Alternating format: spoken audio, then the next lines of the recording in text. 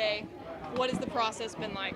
Sure, it's been crazy. I ain't gonna lie, it's been really stressful, but I'm blessed through all of it. So like I said, it's been real stressful, but I'm glad it's over. I'm glad to be a Pope. What went into the decision to switch back to OSU? Yeah, really, I really love the Coach Morris hire. That was big time. He started recruiting me right away. He had a plan to keep the in-state kids home. That's what he did with me in Presley. So What was his message to you when he talked to you about coming back to OSU? yeah, just reviving OSU really. And me being that public figure, that the face of OSU. That's why I see myself. I have big plans for that. Being the hometown kid, I felt, why not ball in front of a home crowd? So. Even during the coaching search, was there ever something in the back of your mind where you would possibly go back to I was really firm on my first commitment. I felt like I was a Pope. And that's where my heart's been. The whole time. So especially when I had the opportunity, go back to OSU, I really felt like I had to take it because that's where my heart was. So. What does your family think? What they think about this? They all on board. They all go Pokes. It's been a couple of tough years for OSU, but do you remember what it was like just a few years before that when they were really rolling? Yeah. How much do you take into wanting to kind of help get them through this run, get them back to being at that level? Yeah, like I said, and just being a hometown kid, you want to see your hometown teams win. So if I can be a factor to that, that's really important to me. I think that's really cool.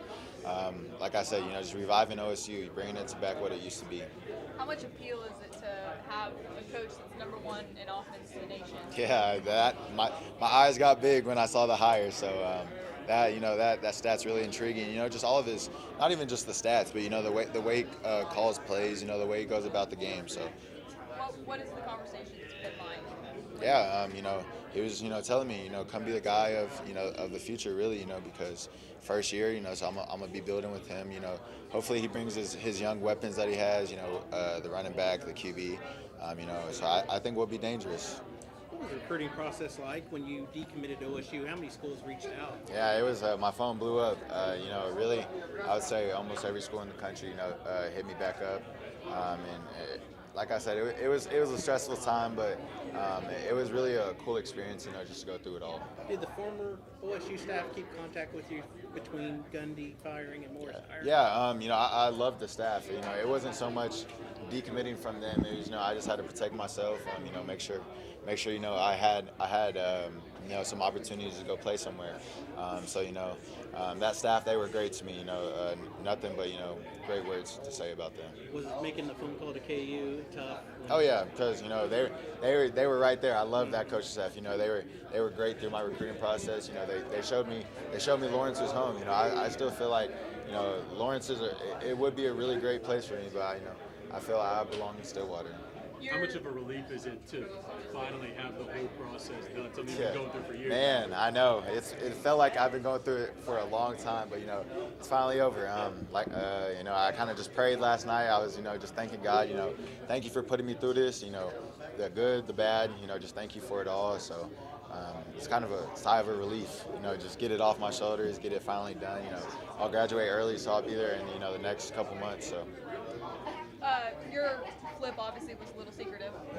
You've seen a few guys already flip today through Morris. Yeah. What have you thought about a lot of those signings? Yeah, I saw. We've signed 13 commits so far. So, that's good.